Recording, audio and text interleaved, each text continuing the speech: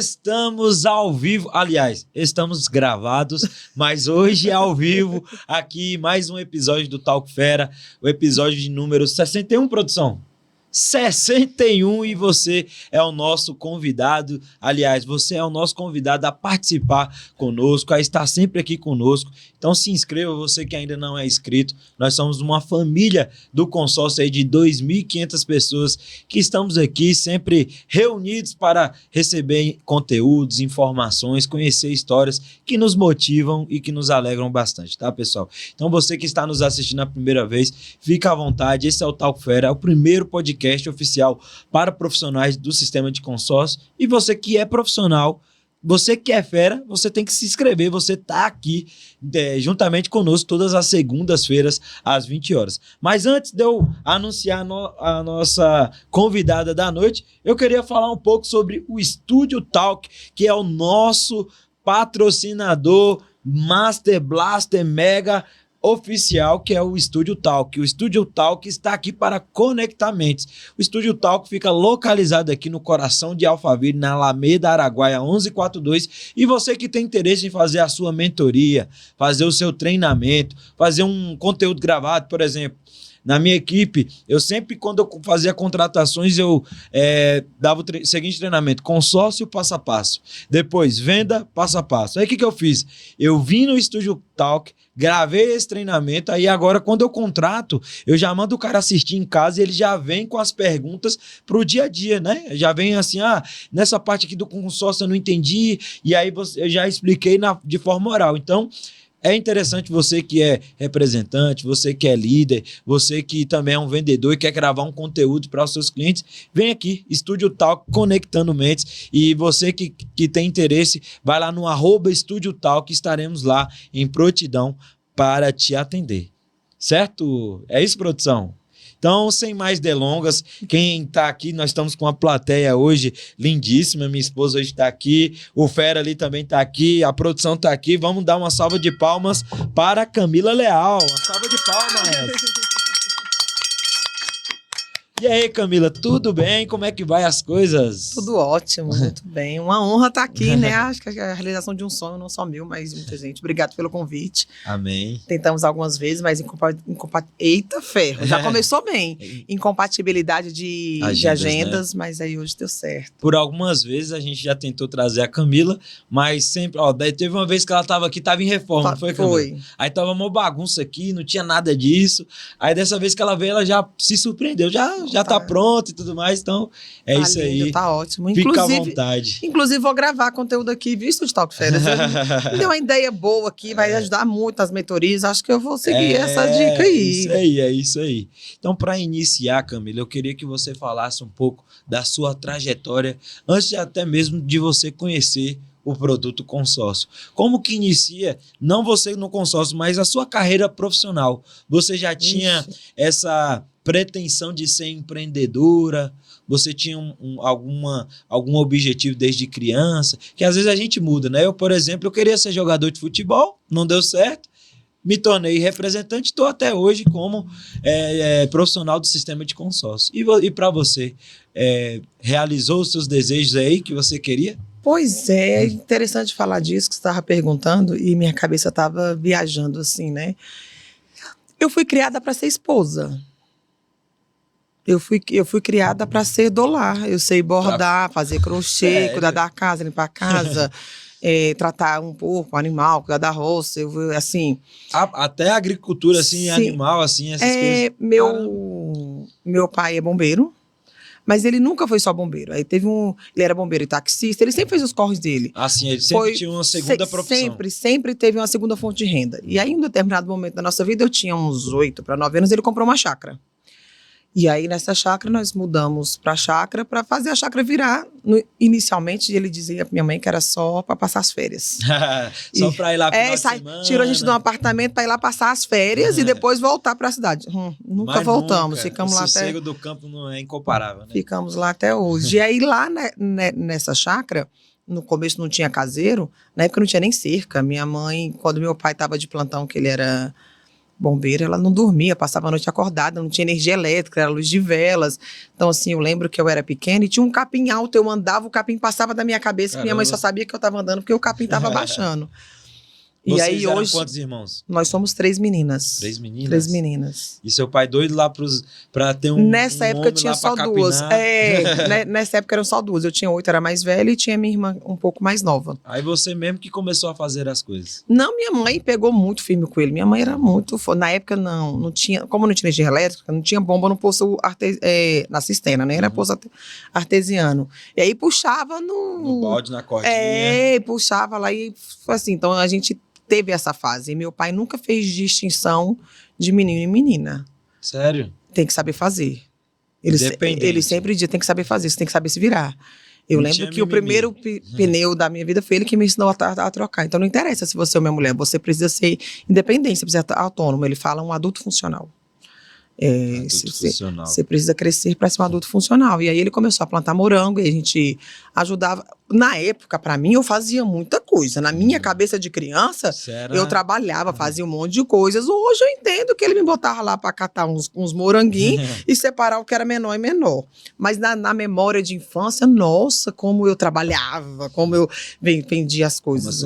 É isso. Eu trabalhava na enxada. Mentira, gente. Era só memória de infância. Não tem... Foi alucinação essa parte. Mas aí ele não tinha muito essa distinção, então a gente trabalhava muito. Mas mesmo assim, você estudou normal? Não, tinha que ir para a escola, o ônibus passava na frente 6 horas da manhã, o primeiro, o segundo, 6h10. Se perdesse, não tinha outro, era só passava outro 11h30. Acordava cedo, ia para a escola, Mas é muito bom porque hoje lá é lindo, né? Hoje você olha assim e fala, não parece que 30 anos depois, pouco mais de 30 foi. Foi construído com as mãos da família, todos né? Nós, nossa, tudo, a casa, tudo, a grama plantada, tudo que tem lá, assim, a gente acompanhou passo a passo. É um lugar muito afetuoso da família. Algum tempo depois minha avó foi morar lá também, aí meu tio mora lá, minha outra tia, então foi criando assim um reduto familiar mesmo, muito gostoso. Mas aí sim, lá criava galinha, criava porco, aí de vez em quando matava um leitãozinho, né? Aí aprendi a fazer, minha avó fazia linguiça, armava as coisas, então eu tenho muitas memórias afetivas. Eu fiquei traumatizado quando eu vi a primeira vez matando a galinha. E da primeira vez que eu vi matando um boi, eu fiquei muito traumatizado. Tipo, 3 meses sem comer carne, depois eu esqueci. Um pouco assustador, né? Um pouco assustador. A bichinha pulando lá, assim, Pega a carne assim, toma no pescoço, aí diz que tem que abrir logo, porque senão... Pra não coalhar o sangue. Não coalhar o sangue, é isso. E eu fiquei meio abismado, né, naquela época. É isso, né? Aí meu pai sempre trabalhava, e depois dentro da chácara, o meu avô era chapa, descarregava saco de café no café do sítio. Aí meu avô foi acometido de um câncer e ele era um senhor muito orgulhoso. Ele não queria depender dos filhos, não queria que os filhos cuidassem dele. Aí meu pai ia na época, pode falar o nome da empresa? Pode, fica pro Café do Sítio, uma marca de café lá em Brasília, para fazer o trabalho do meu avô. Então meu avô ia e falava, Carlinhos, chegou aqui uma carreta, chegou... E meu pai ia lá e descarregava o saco de café. Para honrar a vaga do meu avô. Porque aí meu avô ia, não, então vamos dividir, não sei o que. Não, pai, é pro senhor. Não, ele tem assim... Na época, todo mundo... E eu, inclusive, quando criança, porque meu pai não sustenta meu avô, não cuida do meu avô, né? Hoje eu entendo que ele quis manter a dignidade do meu avô até o final. Nossa, isso. Muito top isso. Muito bom. E, assim, qual é o principal exemplo, assim, dessa época de criança... que seus pais deram para você que contribuíram para você se tornar a mulher que você se tornou? Trabalho duro. Trabalho sem reclamar, trabalho sem mimimi,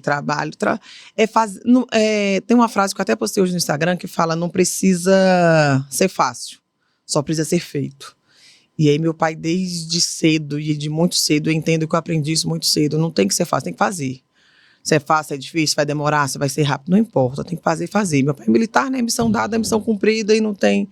Então é isso, assim, acho que todos os lugares por onde eu passei é muito esse trabalho. Lógico que tem dia que você está mais desanimado, tem dia que você está cansado, mas na maior parte da balança, trabalho. E a gente está falando de trabalho, e quando é que foi o seu primeiro trabalho, assim, oficial?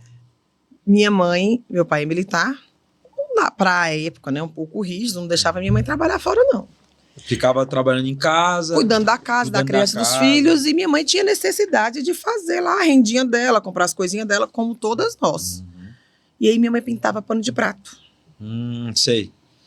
E Com as ovinhas. É com os trem. isso, aqueles moldes envasados. Sim. Eu odiava limpar aquilo, Senhor, misericórdia, Deus. Pegava a chapa de raio-x, colocava de molho, tirava a tinta, desenhava, cortava para pintar vazado. E ela produzia pano de prato. Minha avó morava no interior de São Paulo. Quando a minha avó, mãe dela, vinha, levava para os clientes. Minha avó sempre teve uma veia assim, empreendedora de comercial. Caraca. E aí teve uma época lá que teve uma produção excedente. Tinha muito lá, as coisas em casa. Eu não sabia disso, né? Mas aí as coisas em casa estavam um pouco apertadas, vamos fazer uma extra. Minha mãe, eu com 14 anos ganhei uma bicicleta. Chamava Ceci da Calói. É uma Ceci da Calói, cestinha e tudo. Minha mãe colocou uns panos de prato na cestinha e disse: vai lá na dona fulana e leva para ela que ela comprou. É só entregar. Aí fui pedalando. Magrinha, por incrível que pareça, gente, eu juro, eu era magra. Não parece hoje, eu sei, isso? mas eu era bem magrinha. E aí cheguei lá para entregar os panos de prato. Entregadora de pano de prato. E aí, ela tinha comprado? Nada. Pode falar palavrão? Pode. Porra nenhuma. Nadinha. Aí E eu você teve que fiquei numa convencer. sem graceza. E ela comprou, acho que de dó de mim, de pena mesmo. Rapaz. E aí, de tempos em tempos, deu certo, né? Minha mãe sempre fazia os pães de prato e me colocava para vender pano de prato. Então você foi a vendedora de pano de prato. E eu não sabia que aquilo mais tarde já seria o início da minha profissão, mas eu comecei vendendo pano de prato. Caraca. E o que você leva assim de lição, de aprendizado para sua vida dessa fase da sua vida assim? A questão do improviso ali, você teve que ter muito improviso ou foi assim mais persuasão? O que você acha que fez você vender? Eu acho que a inocência de fazer o difícil de uma forma fácil. Eu acho que não necessariamente a gente precisa ter consciência do quão difícil é. Eu acho que o jeito da minha mãe de dizer só vai lá e faz, não tinha muita noção. Não tinha muita noção do que estava fazendo, mas vai lá e faz, vai lá e entrega. Vai lá e faz. Sem ter a real dimensão do quão difícil, se é gatilho persuasivo, se é o que você usou. Não, só vai lá e faz. Vai lá e resolve. E aí quando eu cheguei, poxa, não é uma entrega, é uma venda, mas resolve. Vai lá e faz o melhor que você pode nas condições que você tem. Mário Cortella, né? Vai lá e faz. Muito eu com bom. 14 anos, essa frase já fazia muito sentido na minha vida. Vai lá e faz. E depois dessa jornada aí que você começou a vender o pano de prata, aí foi mais na área das vendas? Você seguiu? Aí fui pro ensino médio. Apaixonei, né? Apaixonei. Com 17 anos eu casei. E aí um casamento meio conturbado, mas enfim, casei. E aí o meu ex-marido, gente, é muito, tá? É o primeiro ex-marido. Vamos contando aí. O primeiro ex-marido era agrônomo, agricultor, e trabalhava... Tinha lá uma produção de pimentão, tomate, cebola, plantava as coisas para produzir. E aí eu fui parar lá em Brasília no que a gente chama Feira do Produtor. Feira do Produtor. Na madrugada, para entregar. A gente produzia, 50 caixas de tomate, a meta é voltar para casa sem nenhuma nada. E vender do melhor preço possível. É o Ceasa? Em Brasília tem o Ceasa, que funciona dia de segunda e quinta, e tem a Feira do Produtor, que funciona nos dias que o Ceasa não funciona. Essa é na Ceilândia e o Ceasa é mais para cima, ali perto do CIA. E aí ia para lá e vender.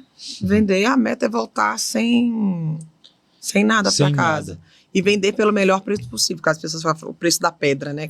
Que não tem box, tem só a pedra, que é como uma mesa parecida com essa, cada um descarrega as suas coisas e vai negociar. Interessante que as vendas parece que te acompanham, né?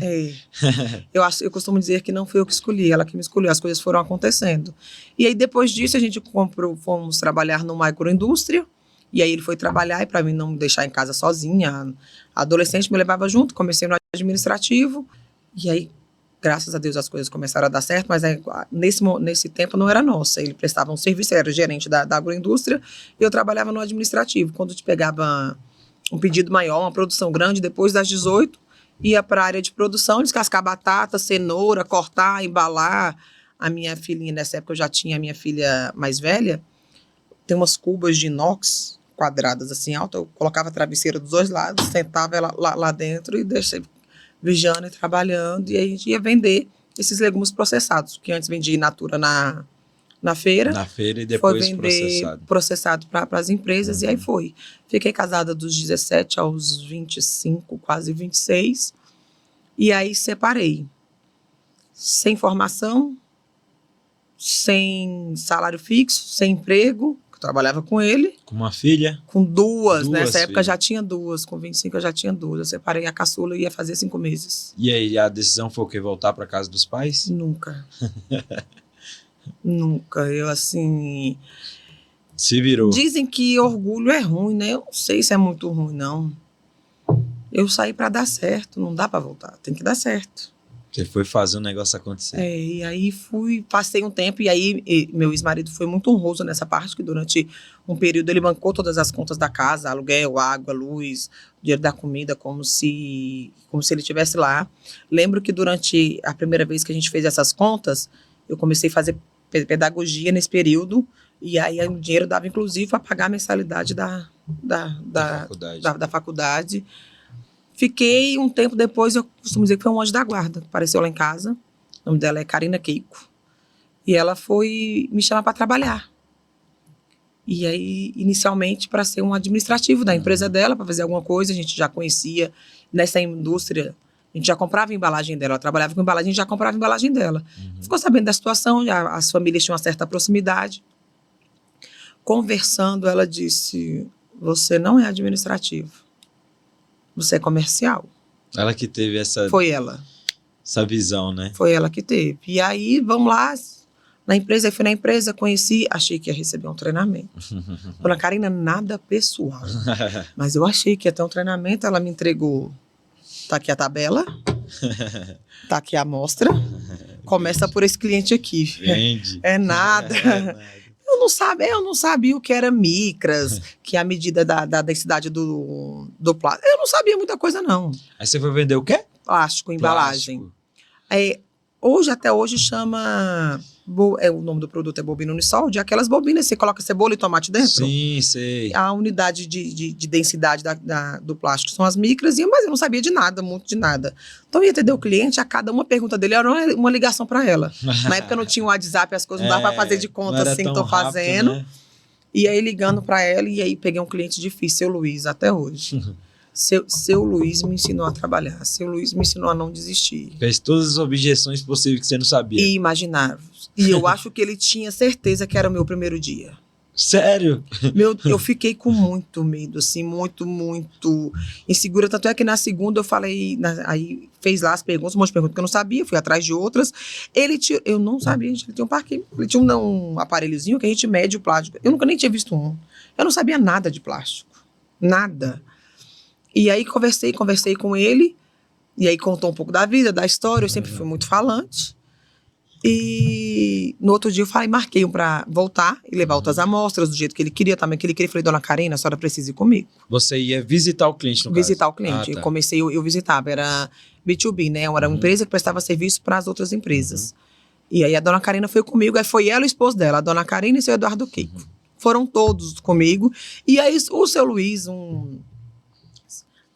na época, para mim, ele era senhor, né? Ele devia ter uns 40 e poucos anos, e eu tinha 25. Ele sentou na cadeira e falou assim...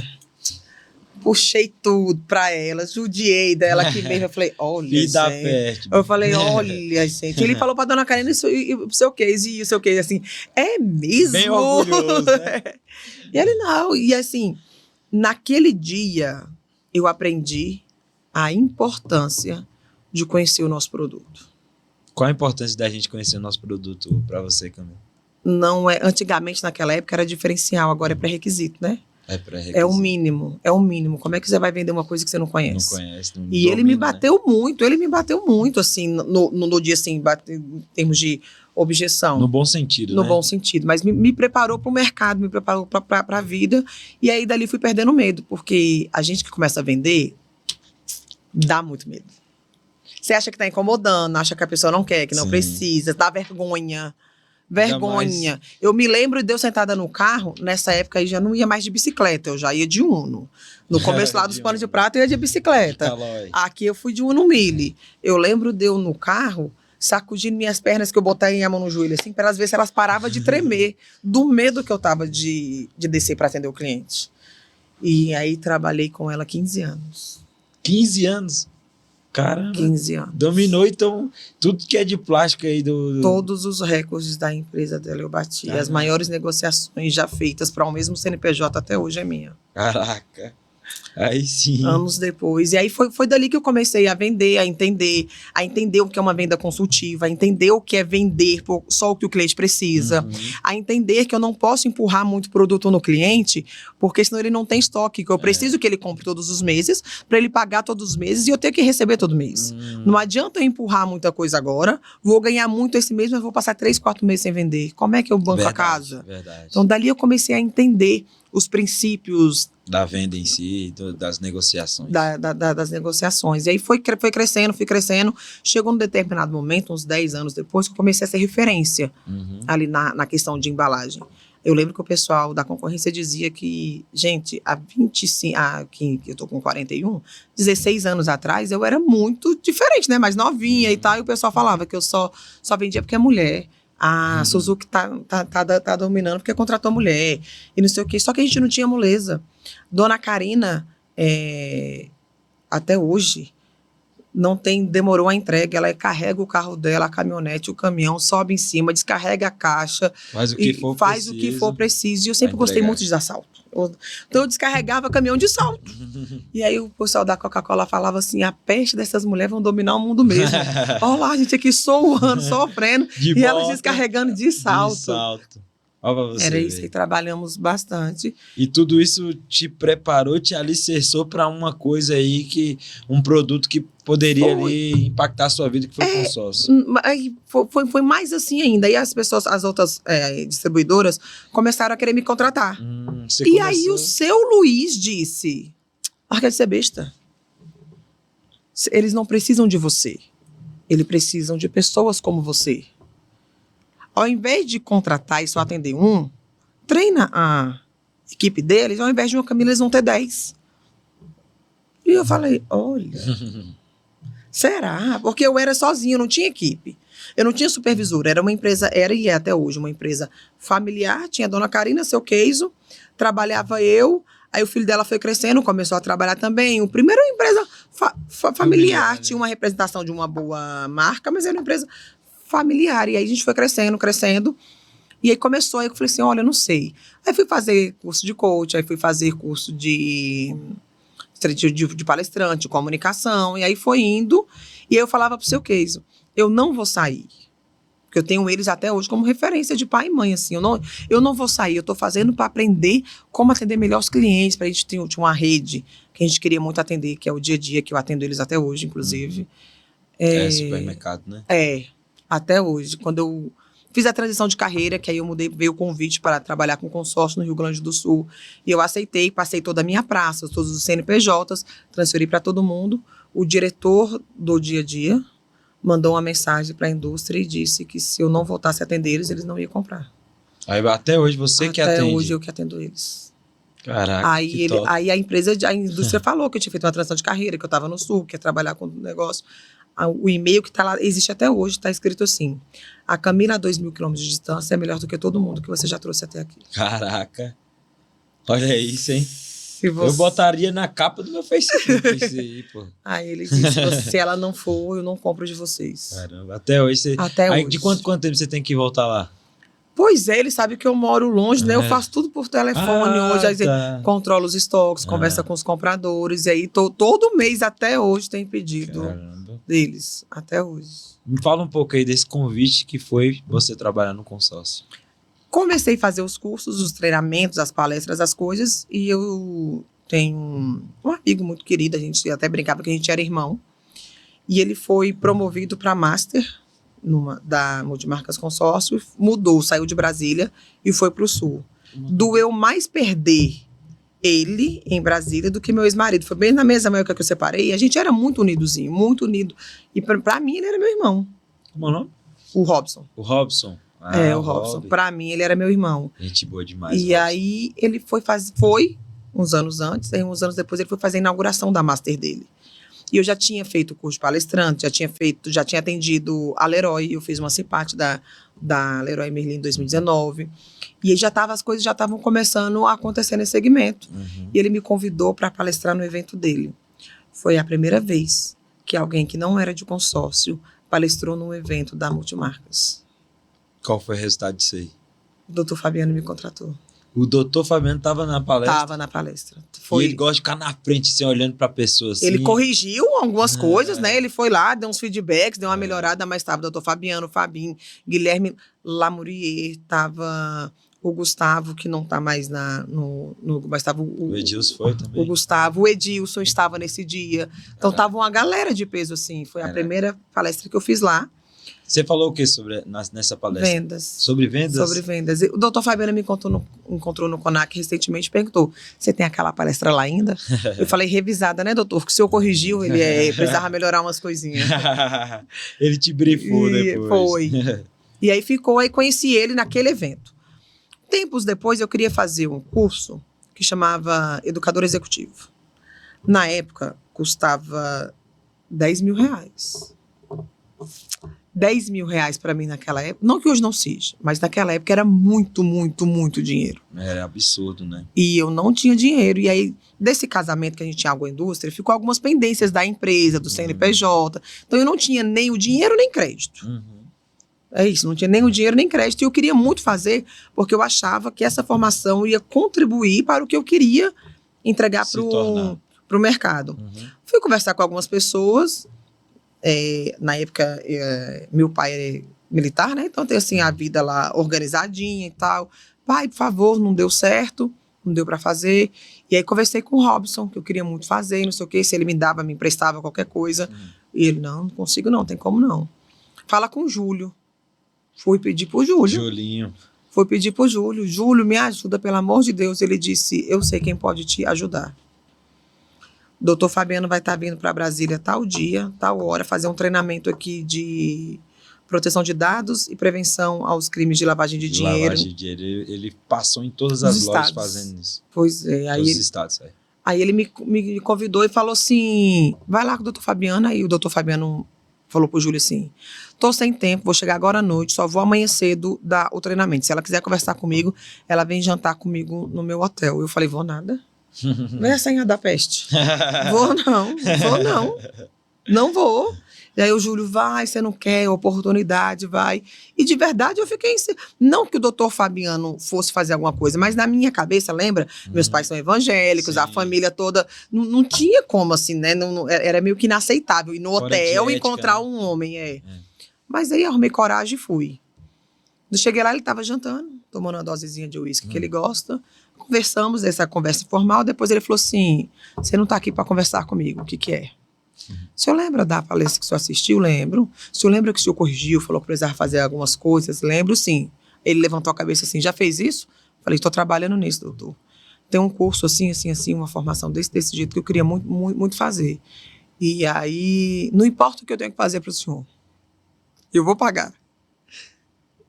Eu não estou pedindo dado, eu só quero uma oportunidade porque eu preciso me formar. Ele disse assim, eu vou dar um treinamento amanhã, chega lá amanhã cedo. Aí eu fui e fiquei meio, desde aquele dia, já meio de staff dele. Distribui as coisas, pega a caneta, bem prestativa assim, bem proativa, bem assim. Ele deu o treinamento, eu nunca tinha ouvido falar mais profundamente de consórcio. No final do treinamento dele tinha uma prova. Aí eu entreguei as provas, fiz tudo. Ajudei ele. Não, ajudei ele e tal. E fiquei assim, aí ele disse, senta na mesa dele, né? Senta aqui e faz você a prova. Eu falei, eita, agora bom, eu não. Eles, bora, faz. Aí eu fiz a prova. Quando terminou, todo mundo corrige a minha, doutor, corrigir. Ele, não, vou corrigir depois, todos vocês vão receber a nota. Aí eu entreguei pra ele tava colocando embaixo, né? Eu tirei a minha de baixo, coloquei em cima. Falei, corrige pra mim, doutor, por favor. Ele disse, mas eu não vou corrigir a de ninguém. Eu falei assim, não, mas eu não trabalho pro senhor ainda não. Inclusive, na época, no enunciado, tinha colocado aonde era o seu master e qual o estado, né? Eu falei, eu coloco o quê? Ele põe multimarcas. Multimarcas o quê? Matriz. Tá lá na prova até hoje, multimarcas matriz. Show. Aí ele corrigiu, eu tirei 9,5. Eu errei o número da lei. Que até hoje, inclusive, tem um bug na minha cabeça. É 11.600 e alguma coisa. Até hoje eu não sei. 11.975, é isso. Até hoje eu errei aquilo e até hoje eu não aprendi também, não. Até hoje eu procuro. Qual o número da lei do consórcio? E aí, naquele momento, ele falou, quanto que é esse curso aí? Aí eu falei, 10 mil. Aí eu falei, mas divide, doutor. Divide em 10 vezes de 1.000. Ele olhou pra mim e falou assim, não é consórcio, não. Não é consórcio, não é consórcio, não. Aí mandou pro financeiro dele e pagou. E eu guardo esse comprovante com muito carinho até hoje. Caraca. Aí ele pagou. E daí, então, você começou a trabalhar com então não trabalhava para ele, não. Fui fazer a formação, fui fazer o curso. Quanto tempo esse curso foi? Era 1 ano de formação. E teve, tipo, o retorno que você esperava? Tipo, o conteúdo era bom da maneira que você esperava? Eu acho que todo mundo que trabalha com gestão de pessoas e equipe tem que fazer. Independente se vai para o mercado ou se vai usar interno. Na época, chamava Educador Executivo, e era uma formação do Ale Prates, até hoje. Aí depois ele fez a Escola E3, e agora ele tem a bandeira mesmo, o Educador Executivo, e tem a empresa Futurize, mas tudo que eu sei de liderança começou ali, porque quando a gente vai na vida, você sabe fazer, mas não sabe por que você está fazendo. Você conhece empiricamente que aquilo funciona. Vai no automático. Você vai naquele teste, mas você não sabe por quê. Sim. Você sai de lá com todos os conceitos, com a clareza, você consegue ser intencional. Você consegue fazer a coisa e saber o que aquela ação vai te gerar de resultado. Eu tô entendendo. Então, foi muito bom. Eu até costumo dizer para as pessoas, lógico que eu dou muita honra, dou muita glória para Deus, né? Porque eu dei certo minhas representações, minhas lojas. Mas a primeira loja, Camila, que eu tive, minha primeira representação, eu apenas repliquei o trabalho que meus antigos líderes faziam. Minhas antigas líderes, né? Que é a Patrícia e Ludmila, inclusive você conhece elas.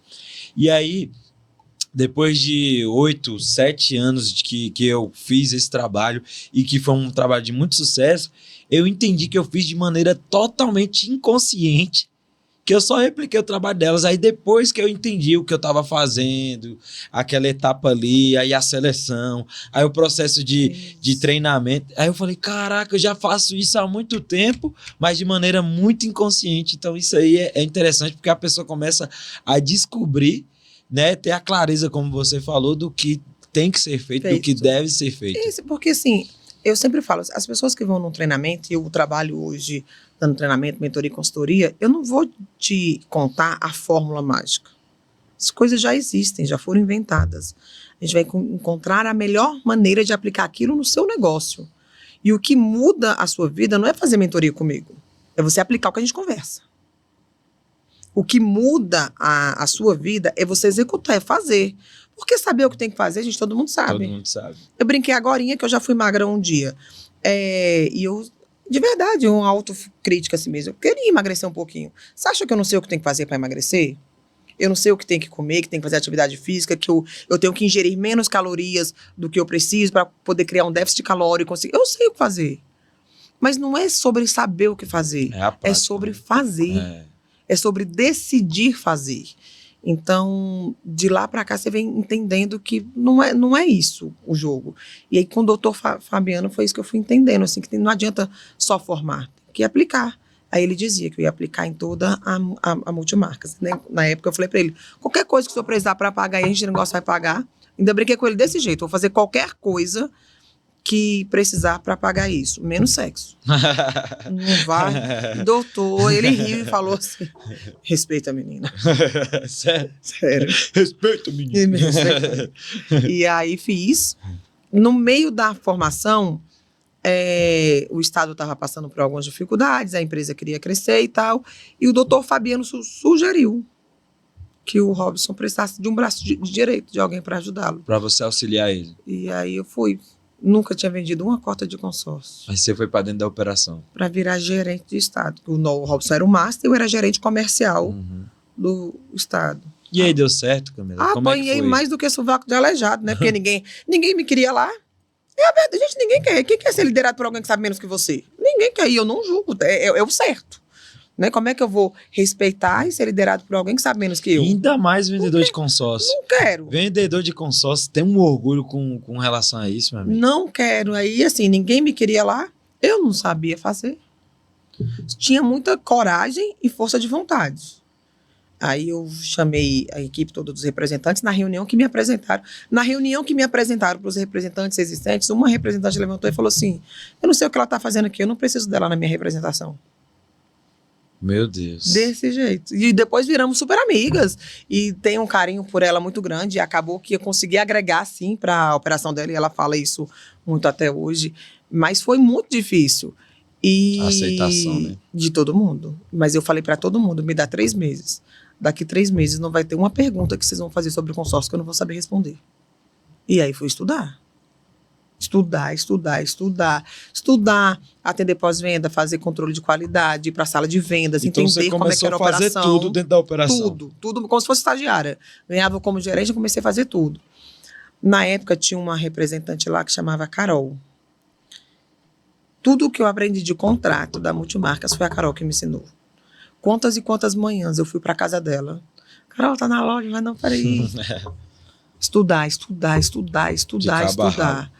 Pouco tempo depois que eu entrei, a Multimarcas fez uma parceria com o grupo Iamar, de tratores. Sim, sim. E aí, nesse combinado, dizia que os masters tinham que dar treinamentos para os vendedores do grupo Iamar.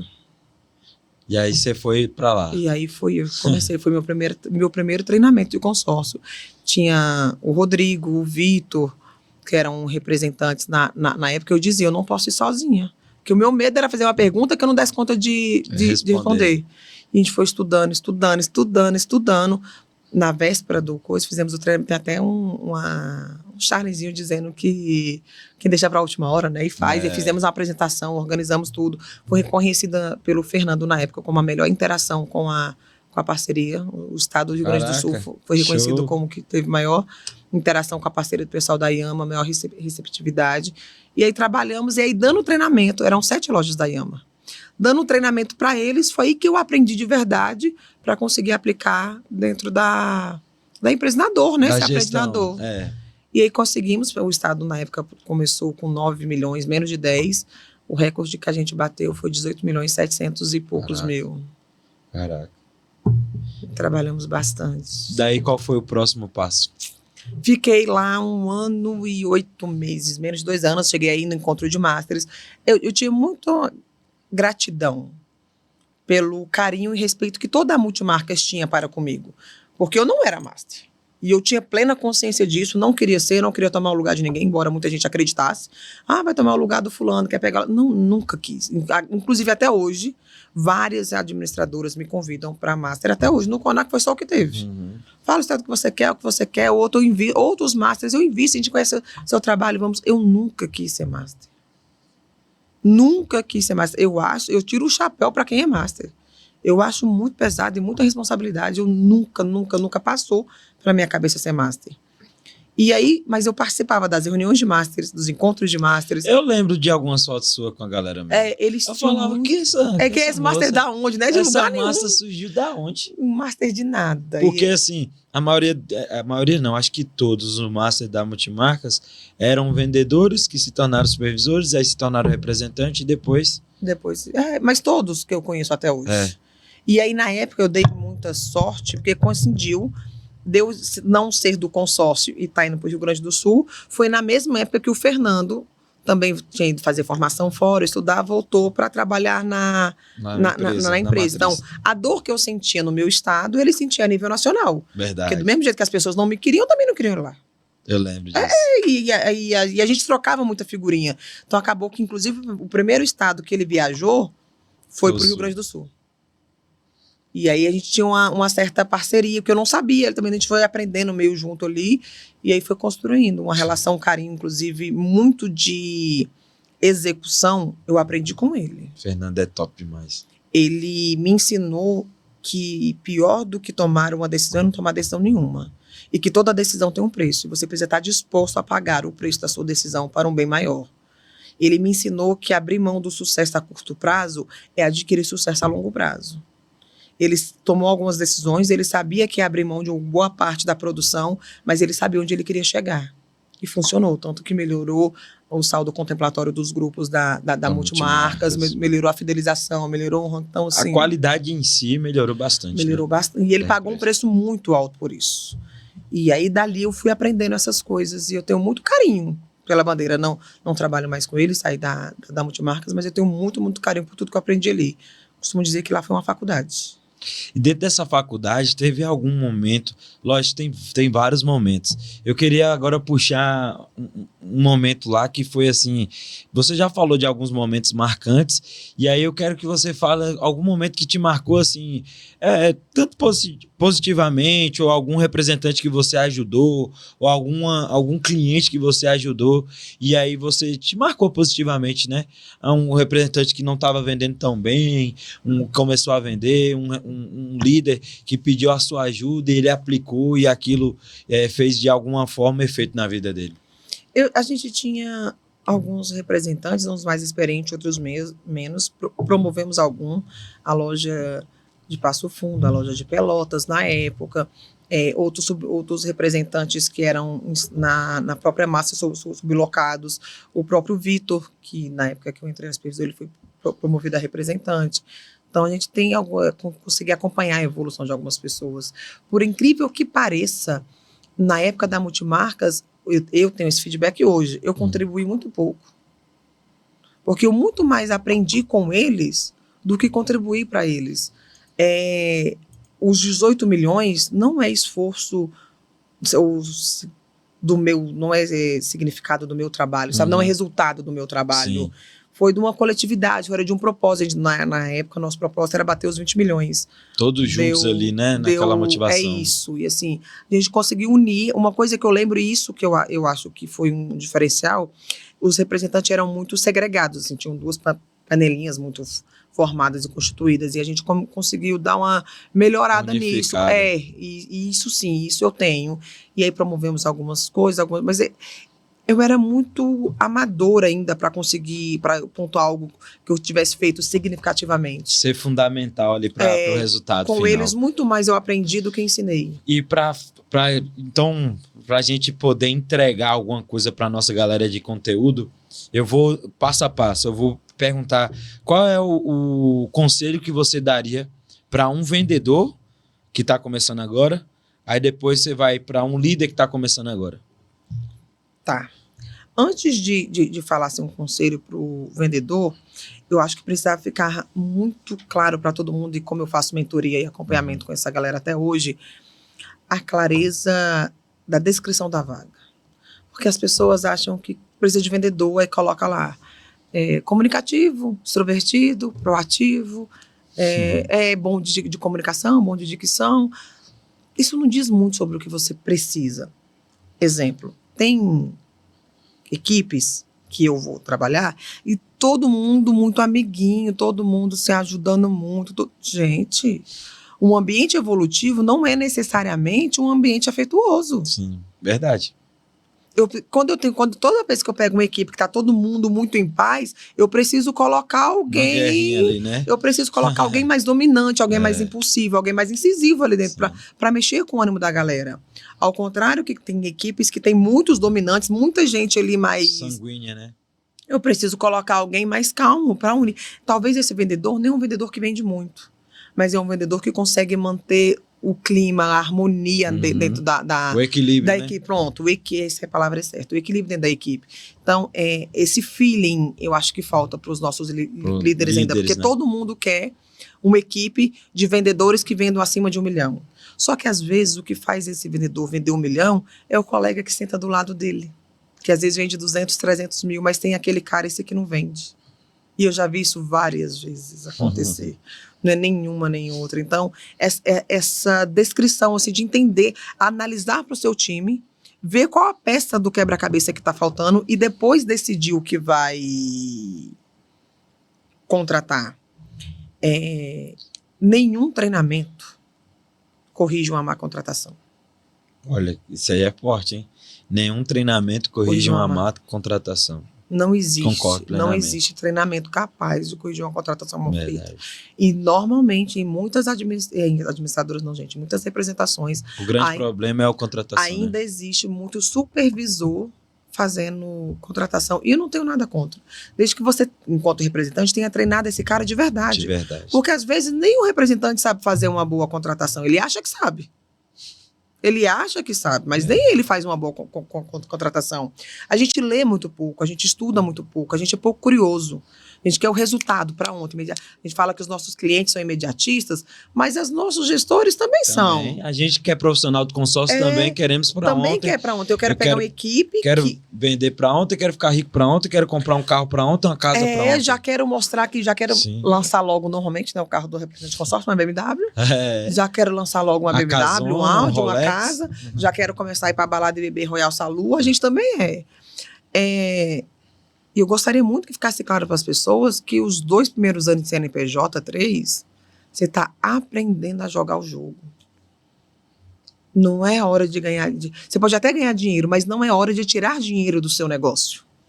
Você está entendendo as regras da coisa. Não é porque você fez uma produção boa que todas as suas produções vão ser boas. Serão boas. Não, você não pode... Não é porque você produziu agora e ganhou, sei lá, vamos colocar 100 mil. 100 mil. E não significa que todos os meses você vai ter 100 mil na sua conta. Minha renda é 100 mil. Isso é porque você... e nem a sua, né? Porque tem que pagar os custos, as coisas. Infelizmente, ainda tem muita gente que ganha uma vez e acha que aquilo vai ser para sempre. Infelizmente, não vai. A gente adoraria que fosse, mas não é. E aí as pessoas fazem uma produção boa e automaticamente já levam o padrão de vida. Eu já mudo para um aluguel maior, já contrato mais gente, já coloco logo um monte de pós-venda. E aí não é bem assim. E historicamente também, falando no consórcio, é comum, principalmente nos primeiros anos de representação, você fazer uma boa produção no mês e uma produção baixa no outro. Já viu o representante que vem, lança um recorde, faz uma produção boa, outro mês, na outra faz 1 milhão. É isso. Porque é um resultado sem método. Foi um resultado normalmente braçal, na força. Da motivação, bora! Da motivação, da força física mesmo, de pegar para fazer, para acontecer. Capitado. Às vezes juntou muitos clientes que estavam em negociação e deu sorte naquele mês. Mas é um resultado sem processo. É um resultado sem método. E aí ele não consegue replicar aquilo. E normalmente os supervisores e vendedores estão cansados, porque trabalharam muito, ficaram até mais tarde, acordaram cedo, abriram mão do final de semana. E ninguém consegue dar resultado o tempo todo, principalmente sem um método validado. E aí a pergunta que já se encaixa com o que você está falando. Eu sou um supervisor, um representante, eu quero criar um método. O que eu faço para começar a estabelecer um método dentro da minha empresa? Os representantes precisam voltar a olhar os seus negócios. O supervisor, quando é promovido a representante, não estou dizendo que é todos, tá, gente? Mas a grande maioria, agora eu não preciso mais trabalhar. Agora eu estou de boa. Agora eu tenho uma equipe que vai trabalhar, eu tenho um administrativo, eu tenho um pós-venda. Agora é eles que têm que trabalhar e colocar dinheiro no meu bolso. Agora eu não vendo mais. Eles pensam assim. Como que você vai melhorar o seu processo de vendas se você não vende mais? Porque como a gente vendia há 5 anos atrás, não serve mais. De hoje. Como vendia o ano passado, já não serve mais. Não serve. Os anúncios que fazia, a campanha de marketing que o ano passado me entregava resultado, não serve mais. As coisas agora mudam muito rápido. Então, o representante olhar para o seu time com olhos de ver, para o seu negócio, e entender qual é o propósito que tem aquilo. O que você quer com esse CNPJ? Só beber uísque para farra e... status. Ou você quer realmente fazer a diferença para o mercado e para a população? Para a população, né? Para o público, né? O que você quer? Qual é o objetivo desse CNPJ seu? O que você vai construir com isso? Então, começa por aí. Eu acredito que o processo nasce do propósito. Primeiro, eu tenho que saber onde eu quero ir. Depois, eu defino como eu vou. Um exemplo, eu vim para cá de carro.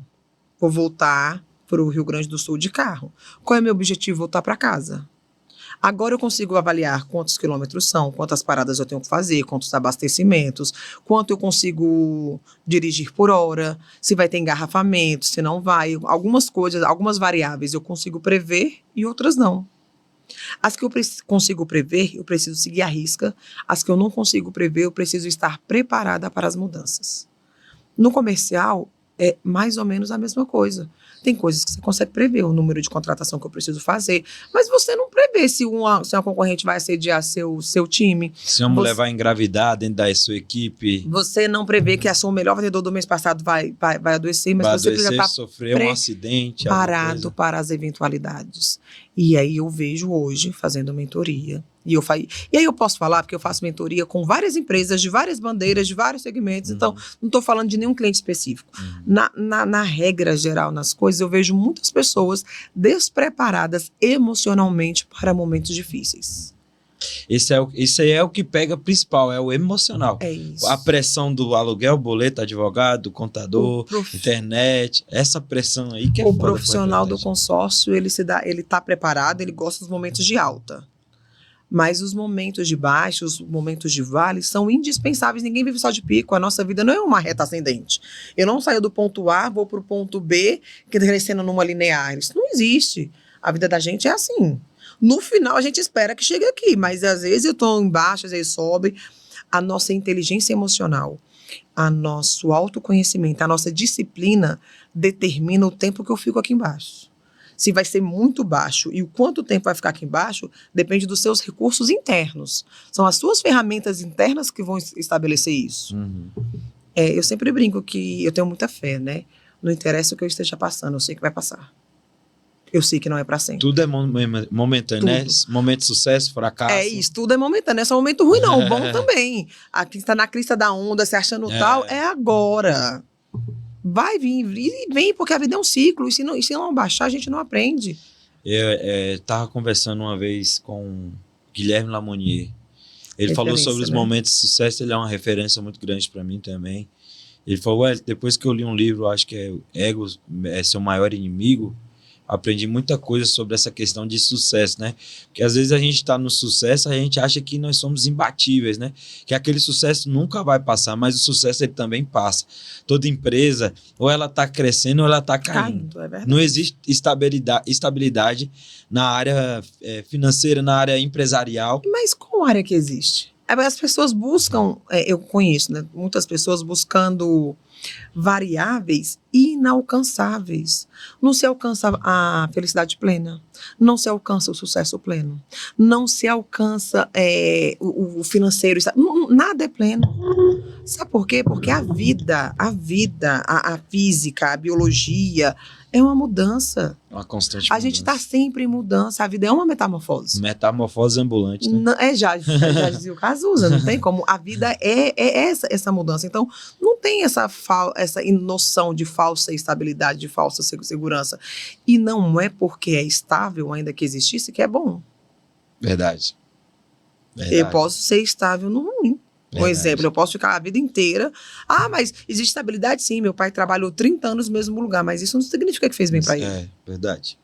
Você vê hoje, conversando ontem com um amigo, ele fala que na Europa as pessoas têm muita estabilidade financeira, porém o emocional dos europeus é muito abalado. Então, às vezes, não é isso que vai te mover, né? Às vezes até esses desafios, esse alto e baixo, o momento da baixa, principalmente, é doloroso.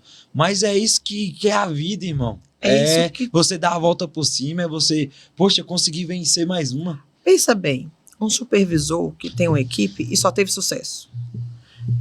É um cenário perfeito, né? Cenário não é? Ideal. Você contratou um supervisor que bateu todos os recordes mês a mês, contratou todos os vendedores que ele contratou e treinou, ficou. Parece um mundo perfeito, né? Aí você promove esse cara para representante. E aí ele vai lidar com outros supervisores. E esses outros supervisores não tiveram o mesmo índice de sucesso que dele. Tem rotatividade de consultores, tem problema de baixa produção, tem problemas relacionais entre equipes. Como é que ele resolve? Se ele não viveu aqueles momentos de Como baixa. é que ele resolve? Ele só sabe dar certo. A gente precisa valorizar muito o dar errado, o não ter dado certo. É ali que você aprende. Aí a vida, você está jogando videogame, né? A vida não fica mais fácil. A vida fica mais difícil. Só vai pro hard, a gente, né? que melhora. É a gente que evolui. Eu vou evoluindo e crescendo com as minhas dificuldades. Eu vou crescendo e evoluindo na medida dos problemas que eu vou conseguindo resolver. Verdade. Eu tenho muitas equipes que sabem vencer, mas não sabem perder. Você sair um ranking de vendas e não tiver em primeiro, o nego perde o rebolado e se perde até hoje. Aí começa a pressionar a equipe, Porra, a pressão é sua, o líder é você. E não confundam, gente. Quando eu falo que não pode ter pressão, não é que você não pode cobrar desempenho. Você pode cobrar desempenho, você pode cobrar os anúncios, os retornos, as ligações, agendamento, fechamento. Desempenho você pode cobrar. Resultado, não. Cobrar resultado de vendedor adoece. Adoece o vendedor, adoece a equipe. Porque o resultado nada mais é consequência. Dessas séries de variáveis equilibradas. Eu adoeço quando alguém me cobra resultado, inclusive. Cara, porque às vezes o resultado não tá vindo, mas eu tô plantando. Eu tô fazendo. Olha o que eu fiz, olha quantas pessoas eu contratei. Eu tava sem ninguém na equipe. Poxa, eu tenho 2. Eu não tinha nenhum vendedor que sabia atender. Eu tenho 2. E bate o desespero justamente por conta disso. Porque ele sabe o que ele tá fazendo todo dia. Ele sabe que ele tá chegando, tá treinando, tá fazendo. E aí ele, poxa, mas cadê o resultado? Mas vai chegar, irmão. É isso, mas não significa também que só esforço é o suficiente que eu posso. Assim como eu posso estar tá estável no ruim, eu posso estar fazendo esforço no errado. Em vão, eu posso pegar e estar carregando tijolo na mão e do meu lado eu tenho um carrinho e eu não tô vendo. É isso. Assim, tem que ser um esforço estratégico e inteligente. Mas tem que entender que é um processo, é um passo a passo. Já disse o Cortella na palestra dele também, né? Passado é referência e reverência. Não é porque você deu certo uma vez que você vai dar certo sempre. Não é porque, não, passado, sala de troféus, ele disse, né? É para referência e reverência. É no máximo para você saber que você sabe fazer.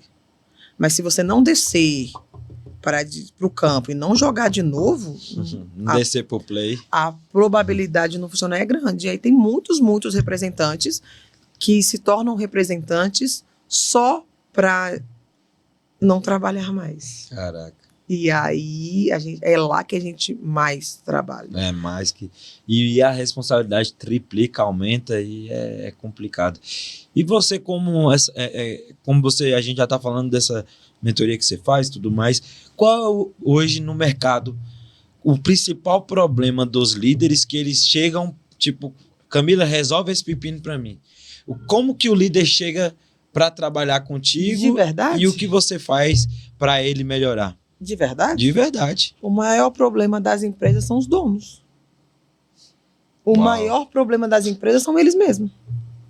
Todas as vezes que você vê... paga para falar para ele que o problema é ele. Então, ele me paga para... Eu sempre falo assim, você me contrata para que eu entregue o que você quer. Eu entrego o que você precisa. Você me paga pelo que você me contrata, pelo que você quer, mas eu entrego o que você precisa. E não necessariamente você precisa que eu te aplauda. Eu fiz um processo seletivo para um cliente recentemente e eu falei, na hora do processo seletivo, eu faço processos seletivos coletivos. E era um processo seletivo real, mas para fazer um treinamento para os supervisores. Então, estavam todos os supervisores empareados assistindo o processo seletivo, tinha 27, quase 30 pessoas na sala. Ali estava servindo como modelo para eles replicarem. 3 vagas, isso. Era um processo seletivo real, existiam 3 vagas, mas era ao mesmo tempo também um treinamento. E aí eu faço coletivo, apresentação no coletivo, prova no coletivo, prova real, né? As pessoas simulam um atendimento, uma ligação, uma venda de alguma coisa e tal.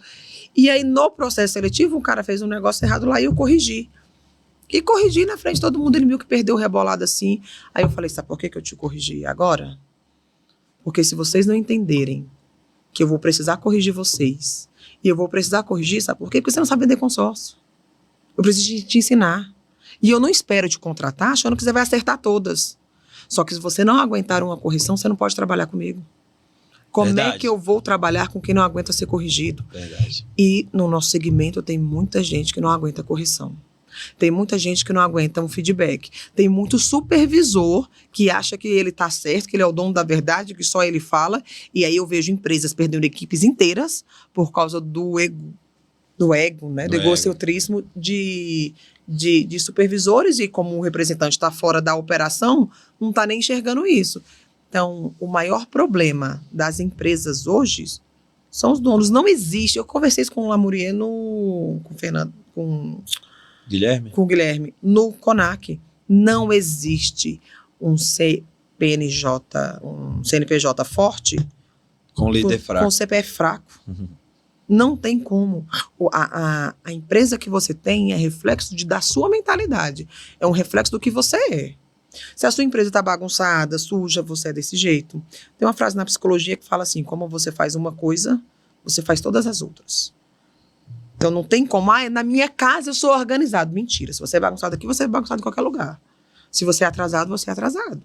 Não é vantagem nenhuma para mim, mas é a verdade. Eu tenho um certo problema com o horário. Felipe Basílio hoje falou assim para mim, eu percebi. Eu falei, eita, lasqueira. Mas eu falei para ele, mas mandei mensagem para ele mais cedo. Avisei aí que eu tava... Então, assim, como você faz uma coisa, faz todas as outras. Não tem como eu dizer, numa consulta médica eu chego no horário e na reunião da escola do meu... Não existe. Se sua casa é bagunçada, seu quarto é bagunçado. Se você é limpo, você é limpo. Ou você é ou você não é. Ou não é. E é em todos os lugares. Como você faz uma coisa, você faz todas as outras coisas. Tem um livro também que fala sobre isso, que é o livro chamado A Única Coisa. Interessante, mas leiam, que é bem bom. Entre várias coisas que esse livro fala, ele fala qual é a única coisa na sua vida que se você organizar, todo o resto se equilibra. A única coisa? A única coisa. O nome do livro é esse, A Única Coisa. Caraca. Aí ele fala, qual é a única... Aquela decisão, sabe que você sabe que tem que tomar, mas não quer tomar? Que se você mudar isso, todo o resto muda. Eu tenho uma equipe... Eu tenho um mentorado, um supervisor de uma equipe, e aí ele nunca tinha batido 1 milhão. Produção passada, ele bateu o seu primeiro 1 milhão, deu 980 e pouco, ele correu, comprou uma cota de 20 mil no último dia, pagou e pagou. Falei assim, Deus, parabéns, bateu, fez o que precisava ser feito, enfim. Mas vai ser assim para sempre? Você vai continuar comprando cota para bater? Não, vai ser diferente e tal, não sei o quê. E normalmente os meus clientes pagam a mentoria. Eu pago para o gestor e os supervisores. Eu não faço mentoria direta com o vendedor. Ele diz, Camila, troca uma ideia com a minha equipe, conversa com a minha equipe, por favor, organize e tal. Falei, vou pensar. No outro dia de manhã eu falei, todo mundo me manda uma foto da cama. Antes de sair para trabalhar. Todo mundo me manda uma foto da sua cama. Eu fui conversar com eles. Lembra como você faz uma coisa, você faz todas as outras. Tem um livro muito interessante que chama Hábitos Atômicos. Cara, tem que ler. Tem que ler. Minha filha de 15 anos já está lendo. Todo mundo tem que ler. Hábitos Atômicos. É sensacional. E aí, é um livro que eu li esse ano, pela primeira vez, eu não tinha lido ainda. E aí, quando eu falei, me manda a foto da sua cama. Pois é. Quer que eu converse com a sua equipe? Quero. Tem certeza? Tem. Vai fazer o que eu mandar? E vou dizer, eu não trabalho com equipe. Se eu falar uma coisa e não fizer, acabou, morreu pra mim. Aí conversamos lá, as coisas que eu não... Enfim. Você bebe? Bebo. Então, 30 dias sem beber. Camila, não sei o quê. Falei assim, você quer alta performance, não quer? Você quer entregar um número que você nunca entregou. Se você continuar com os comportamentos que você tem, não vai rolar. O álcool causa uma coisa no nosso cérebro chamada letargia. Você fica mais lento. Mas eu bebo e não sinto nada. Lógico que você bebe todo dia e acha que essa letargia é normal. Fica molinho, né? E você acha que é comum. Você acha que está vivendo o seu máximo. As pessoas realmente acreditam. Eu bebo, vou trabalhar no outro dia, não tenho nada. Você acha que aquele é o seu máximo. Não é. Passa 21 dias sem beber, depois você me conta. Não é. Não é. Primeira coisa, você bebeu 30 dias sem beber. Tá vendo essas camas aí? Todo mundo tem que mandar foto da cama arrumada de manhã. Quantos litros de água você bebe por dia? 2, 3, bebe muita coca, não sei o quê. Pois é, todo mundo tem que beber no mínimo 3. Camila, o que tem a ver uma mijadeira do caralho bebendo água todo dia, toda hora? Seu nível de hidratação impacta na sua produtividade. Quando você bebe pouca água, o seu corpo reutiliza a água do seu organismo para trabalhar. Água do intestino grosso mesmo, água de... Não tem o que fazer, ele precisa de água. Nosso corpo é 70% água. E aquilo vai inflamando o seu corpo e vai dificultando. As pessoas adoecem mais. Verdade. Eu tô com uma equipe que quer entregar 2 milhões e recém entregou 1. Ninguém pode ficar doente. Tem que beber água. Porque um vendedor é peça fundamental para bater os dois. Eu não posso querer que ninguém pode ter... Ninguém pode ficar gripado, ninguém pode ficar doente, água. Todo mundo tem que beber água. Entendeu? Então tá bom, tem que arrumar a cama, tem que beber água. Quem faz atividade física? Pois é, todo mundo tem que fazer 40 minutos de caminhada. Mas não quero. O gestor queria me bater. O gestor, eu fui toda feliz contar pra ele, os meninos estão fazendo e tal. Porra nenhuma, Camila, eu não quero esse negócio na minha cara, foto de cama, cara, eu quero que a pessoa ligue e traga cliente e feche. Aí eu falei, lembra como você faz uma coisa, você faz todas as outras? O livro Hábitos Atômicos, que todas as vezes que eu testei funcionou, quando você tem hábitos saudáveis, fora do seu local de trabalho, você performa no local de trabalho. Caraca. Vamos trazer para a nossa realidade? Cristiano Ronaldo tem uma vida regrada, sim ou não? Muito regrada. Messi tem uma vida regrada, sim ou não? Sim. Tem sucesso, sim ou não? Tem os dois. Nosso menino Neymar tem talento? Tem demais, mais do que os dois. Juntos. É. Tem uma vida regrada? Não, Ele tem sucesso no trabalho? não. É sobre isso. Você corrige lá fora o que você quer entregar aqui dentro. É nos mínimos detalhes. Alta performance é detalhe. Não dá pra mudar muita coisa na vida do cara de uma vez, mas eu não pedi nada demais. Quem não consegue arrumar a cama de manhã? Verdade. Todo mundo consegue. Quem não consegue beber água? Todo mundo consegue. Pra caminhar, você não precisa contratar personal, pagar Nada. academia, nada. É pegar suas Não pernas e precisa fazer. nem ter tênis. Você não precisa de nada pra caminhar. E quando você caminha acima de 40 minutos, você desperta serotonina, os hormônios de prazer, algumas outras coisas que fazem bem, que não, a gente vai conversar agora, senão vai ficar longo demais, que ajuda a entregar naquilo. Não é o resultado do seu trabalho, não é o que você faz só dentro do trabalho. Eu queria que você falasse da importância também do relacionamento do líder, das esposas, dessa importância da família para ele performar, porque eu vejo também que isso afeta também muitas empresas. Inclusive, voltando lá no assunto da performance das pessoas, não sei se você chegou a assistir o documentário do Baila Vini, do Vinícius Júnior, no Netflix. Vale, é isso aí que você falou. Não sei se eu assisti. Ele não estava performando, ele é um cara de talento, chegou no Real Madrid, teve que fazer várias coisas fora do ambiente de trabalho para performar dentro do trabalho. Assiste que você, para validar mais ainda sua tese. Mas eu vou assistir, tá anotado já. Anota aí, galera. Vou assistir. Baila Vini. E aí o que acontece é o detalhe. É o detalhe. Esse livro, Hábitos Atômicos, ele fala da história de um cara que jogava, acho que era beisebol, nos Estados Unidos. Ele sofreu uma lesão e falaram que ele nunca mais ia jogar. Ele foi para a faculdade e começou a arrumar a cama, fazer as coisas tudo muito certinho. Ele voltou e se tornou campeão da liga 2 anos depois e tal. Não, gente, é assim, não tem muito segredo. Mas por que funciona? Porque quando você começa a fazer as coisas básicas, você aprende a fazer o que precisa ser feito. Não interessa se eu estou atrasado, eu tenho que arrumar a cama. E aí lembra o outro livro lá, A Única Coisa? Uhum. Como você faz uma coisa, você faz todas as outras. Todas as outras. Para mim, arrumar a cama... Lembra que eu falei que eu sou enrolada? Sim. Para eu arrumar minha cama todos os dias de manhã, esses dias eu estava no hotel, dividi quarto com um colega, ele falou assim, mas tu vai dobrar a coberta? Falei, vou. Para eu arrumar a minha cama, eu preciso acordar mais cedo, senão eu vou chegar muito mais atrasada do que o normal nos lugares. A gente é feio, mas é a verdade, né? Não tá aqui para contar mentira. Então, eu preciso acordar mais cedo. Para mim acordar mais cedo, eu preciso dormir mais cedo. Para eu dormir mais cedo, eu preciso dizer não para um monte de convite fútil que a gente recebe todos os dias. Então, qual é o objetivo? Arrumar a cama. Mas olha quantas coisas eu tenho que fazer para conseguir arrumar essa cama. E todas essas outras coisas impactam no meu resultado. É verdade. Então, parece bobeira, mas funciona. É aquela máxima também, né? Nada faltando, nada fora do lugar, nada quebrado. Nada quebrado. Paulo Vieira fala muito isso. Eu concordo muito com isso. Inclusive, eu gosto bastante também de organização. Quando chego em casa, quando tenho a oportunidade, deixo tudo organizado. Sou um pouco desorganizado, mas eu gosto das coisas muito bem organizadas. Pronto, é isso. Eu tenho uma filha de 21 anos. E ela estava, o ano passado... As minhas 2 filhas mais velhas trabalham junto comigo na empresa. E ela estava fazendo um projeto assim mais denso e estudando para o pré-vestibular da URGS, que é a Universidade Federal lá que ela queria passar.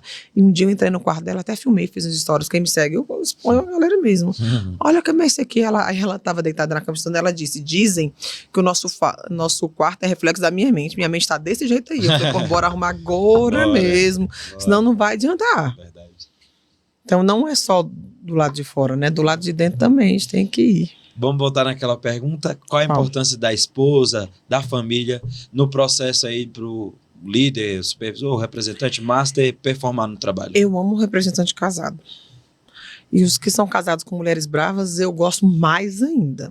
Então você ama minha esposa, que minha esposa é brava, meu amigo. Vou explicar por quê. A Camila tem que ser casado para ter sucesso? Aí Não. É brava, meu. Não tem que ter casado, não tem que ser casado para ter sucesso. Mas, normalmente, representante de consórcio tem um ego muito inflado.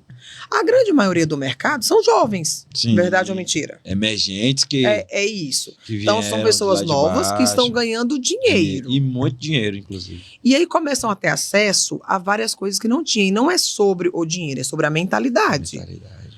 Porque, e eu entendo, gente, e eu fui essa pessoa que veio de escassez, eu não nasci rica. Uhum. E aí você quer viver algumas coisas, você quer ter algumas coisas, você quer comprar um sapato caro, quer um telefone do ano, você quer... E aí ter uma esposa, tem alguns que são, eles mesmos são, mas a grande maioria tem uma esposa que, ops, cadê ele? Chegou em casa ainda não? Não vai dormir não? Algumas experiências que eu tive com pessoas solteiras, tanto como representante, como masters, dá mais trabalho. Primeiro que a pessoa gasta mais dinheiro. Gente, ser solteiro é caro. Ser solteiro é caro. Você vai sair com a menininha ali, ela quer um sushi, mas a de hoje quer um sushi, a de amanhã também quer, a outra também quer, e é caro. E se tem uma esposa que te... Primeira coisa, eu não sou homem, né? Quase. Sou quase, mas não sou homem. Todos os gestores que eu converso, eles falam, é bom ter aonde poder descansar. O lar para o homem é um lugar de paz.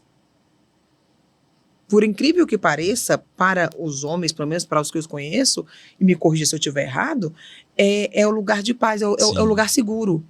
A mulher quer sair de casa para ser feliz, para distrair. O homem quer ir para casa. Quando ele não quer ir para casa, é porque tem uma coisa errada nessa casa, nesse casamento. Mas normalmente o homem quer ir para casa. Eu quero ir para minha casa. Eu quero paz. Eu quero minha casa. E normalmente essa paz, ele encontra ao lado da sua esposa. Gente, não, nada que a gente fala aqui é uma regra.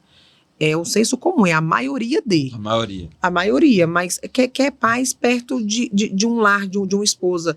Eu fico muito feliz quando alguém vai me contratar para uma mentoria, ele é casado e a esposa dele é firme, é bravo, incisiva, assim. né? Porque é o cara que não vai se perder no final de semana. É um É cara o lugar que não vai gastar todo. Recentemente, um representante meu falou que queria fazer harmonização facial. Eu quero fazer, não sei o quê, não sei o quê, não sei o quê. E, mandou uma mensagem para a esposa, fez uma simulação e tal. A pergunta que ela fez: é importante isso agora?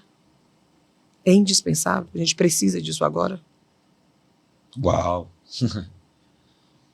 Então, né, assim, puxando sardinha para o nosso lado, ao lado de um grande homem tem sempre uma grande mulher.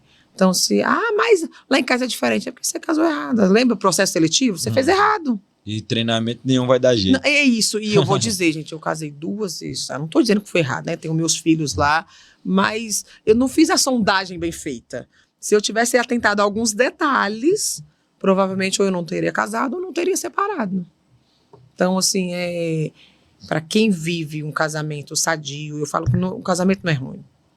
A companheira que você escolheu, ou o companheiro, é que não estava alinhado com seus valores e propósitos. Porque no final das contas é tudo sobre isso. Valores e propósito. Você gosta das coisas que eu gosto? Você acredita nas coisas que eu acredito? A gente quer ir para o mesmo destino? Não dá para ir junto. Às vezes, a gente até acredita nas mesmas coisas, mas eu quero morar no Japão, você quer morar nos Estados Unidos. Verdade.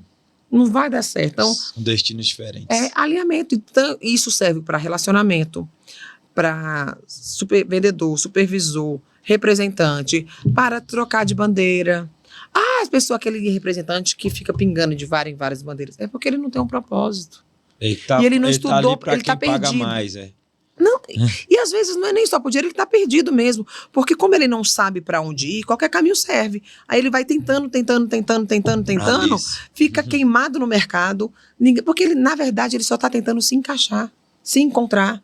Porque não é sobre o outro, é sobre a gente. Verdade. Não é que ele quer estar procurando em várias administradoras encontrar o lugar dele. Ele está procurando se encontrar. É sobre ele com ele mesmo. Fala assim, Camila, qual você fez uma pergunta agorinha sobre o segredo do representante, do gestor. Se tivesse um conselho só para dar para ele, vida ou morte, o que você diria? Autoconhecimento. Se conheça melhor. Você tem que saber quem você é, da onde você veio, para onde você vai e o que você está disposto a fazer para chegar onde você diz que quer. Olha aí. Porque querer chegar, todo mundo quer. Mas você entendeu qual é o preço que tem que pagar? Você está disposto? Eu falo que quero emagrecer, mas eu estou comendo só saladinha, bebendo minha aguinha, fazendo atividade física. Ou quando tem uma reunião com um representante, uma comemoração, ontem sai, não sei que dia que vai passar, né? Mas um colega meu gravou o Talkfera, fomos comemorar e fomos lá na churrascaria, e aí comi, baby. Então, assim... E que sorte, não, que abençoados eles são, encontraram a trinca ainda o Felipe Tito. Meu Deus do céu. Ainda comentamos pra ele, estávamos lá na Alfa, que a gente estava aqui, né? A gente estava lá na Alfa também, então, encontramos o Felipe Tito, a trinca, tiramos fotos com Falou pra ele que veio no Talk que vieram. Falei que estava aqui, ele disse, você viu lá? Eu estava lá. No Talkfera, ele veio Aí aqui. quando eu cheguei, ele não estava. Então, assim, o alinhamento de tudo. Estava conversando com o Jairson ainda há pouco, aí ele disse uma coisa muito interessante. Ele disse alinhamento pessoal, espiritual e profissional. Ele sempre fala dessa trinca mesmo, das pessoas. Ele disse, eu só comecei a dar certo quando eu fiz essas 3 coisas. Aí eu falei para ele, mas você entende que essas 3 coisas é proveniente do autoconhecimento? De você entender quais são os seus valores, o seu propósito e pagar o preço que você está disposto para adquirir aquilo. Verdade. E até nos outros âmbitos, no pessoal, no espiritual, por exemplo. Não sei se você já viu aquelas pessoas que elas vão em várias religiões, em várias denominações, em várias igrejas e não se encontram. É sobre saber se conhecer isso, também, não verdade. Não é sobre a religião. Gente, nunca é do lado de fora. Nunca é sobre o externo. Nunca é meu líder que não presta, nunca é meu gestor que não presta, nunca é a administradora que não me entende. Nunca é. Enquanto a gente continuar terceirizando a responsabilidade dos nossos atos para terceiros, a gente não evolui. Tem uma frase do Conrado Adolfo que eu acho muito foda. Ele fala, tudo é aula. Não é que deu certo ou que deu errado, é aula. Se deu certo, eu aprendi a fazer. Se deu errado, eu aprendi a não fazer. Tudo é aula. É aula, cara. Se a gente está aqui para aprender, para evoluir, para servir. Já viu o gestor que não quer servir ninguém? Já viu o gestor que não se preocupa com o seu time? Ele tem que saber servir. É essencial para a carreira dele. O gestor, ou o supervisor, o líder, a missão dele é servir. Jesus, ele foi um servo, né? O sinônimo de sucesso de um supervisor, o que é? Não é a equipe produzindo? Para a equipe produzindo, ele tem que dar o máximo dele, doar o máximo dele para aquela equipe. Verdade. É o sucesso dos outros, ele fazer os outros atingirem o sucesso, é que eleva o lugar dele. Eu sou um supervisor que vendo muito. Tá, então você não é supervisor, você é vendedor. Não estou dizendo que o supervisor não pode vender. Pode, não tem problema. Mas se o seu talento de vendedor, de como fechador de venda, atender seus clientes, for maior do que desenvolver pessoas, você está no cargo errado. Verdade. Não é, você pode atender, tem que vender para você, tem que organizar a sua vida financeira, inclusive, né? As comissões tendem a ser melhores quando você fecha a venda para você mesmo. Mas o seu talento de enxergar a pessoa, o seu feeling, de ver a pessoa além do óbvio. Esses dias aconteceu numa determinada equipe que eu atendo, tem quando o vendedor é muito bom, eu chamo ele de camisa 10, né? O camisa 10 É o camisa 10 da representação. O camisa 10 da representação tem uma namorada que aí ele apresentou o consórcio, foi fazer em outra empresa. Quer vir pra cá. Fulano de... Se ele quisesse que ela trabalhasse com ele, ele tinha convidado ela a fazer o processo seletivo aqui. Nem tudo precisa ser dito. Esse feeling de olhar e analisar além do óbvio. Isso falta. As pessoas estão... Eu não sei se estão muito ocupadas ou estão muito preguiçosas.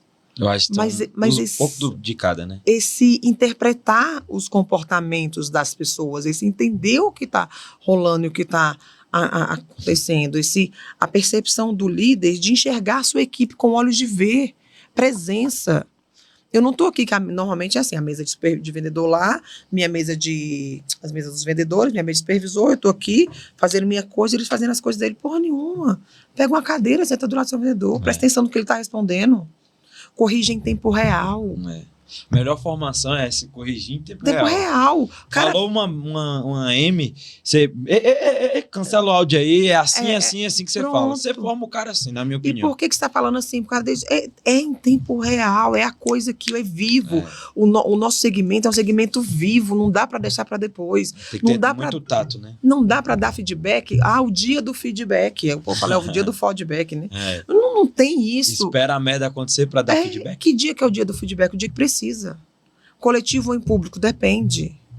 Mas dizem que não pode dar feedback em público. Pode.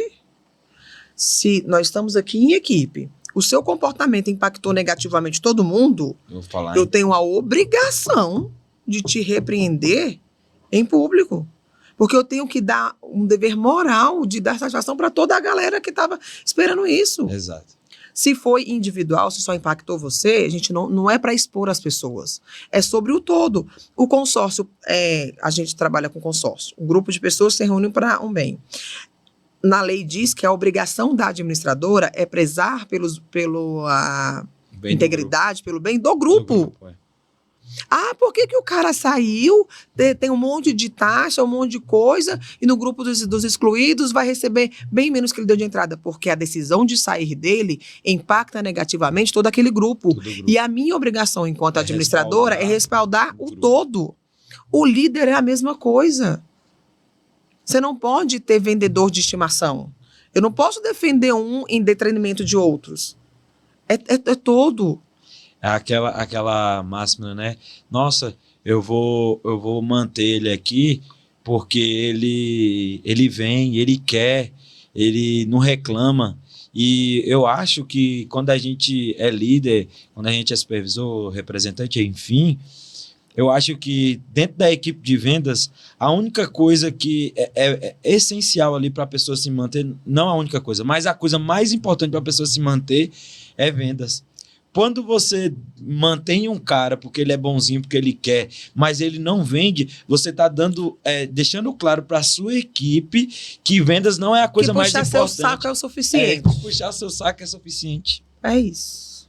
E tem decisões, outra dificuldade, né? Que você perguntou lá do gestor autoconhecimento, e a outra, a capacidade de tomar decisões difíceis. Tem muito gestor ainda que tem dificuldade de tomar uma decisão difícil. E a decisão difícil para ele, normalmente, emocionalmente ou pessoalmente. Só que a não tomada dessa decisão impacta muito negativamente no negócio dele. Pior do que tomar uma decisão errada é não tomar decisão nenhuma. E deixar as coisas perecerem. Não dá, assim, eu acredito, né? Mas é minha namorada, é minha mãe, é meu pai, sei lá, é minha filha, tá? Pronto, eu. Ano passado, minha filha mais velha fazia o ranking. Tem um cliente que tem uma competição interna, uma gamificação. E aí ele é gestor, tem a representação dele e outros representantes. Para a representação dele competir com todos os outros, entendeu-se que precisava ser alguém de fora para contabilizar essas vendas e fiscalizar para não ter a percepção, para as pessoas não entenderem o privilégio em algum momento, assim. Tá puxando o saco para alguém. Isso, ou para ele mesmo e tal. Então, ele contratou a minha empresa, entendeu que a gente éramos idôneos o suficiente para contratar. Contratei minha filha mais velha para fazer esse cadastro. Lembra? Fazendo vestibular, não sei o quê. Sim. Difícil trabalhar fora, então vamos trabalhar aqui, fazer esse cadastro aí, pronto. Deu certo, deu. Para ela foi emocionalmente muito pesado. Ela é mais sensívelzinha, assim, né? Não aguenta muita pressão do comercial, e aí, se você manda 1 centavo errado, uma venda errada, aí muda a colocação no ranking, vai todo mundo pra cima de você e tal. Ela não achou a experiência muito legal. Esse ano, esse mesmo cliente falou assim, vou fazer de novo. Você topa, Camila, vem de novo com a gente e tal, ano passado funcionou. Falei com ela mais velha, ela, não é pra mim. Autoconhecimento, não é pra mim. Falei, vou contratar alguém, vou ver o quê? De 15 eu faço.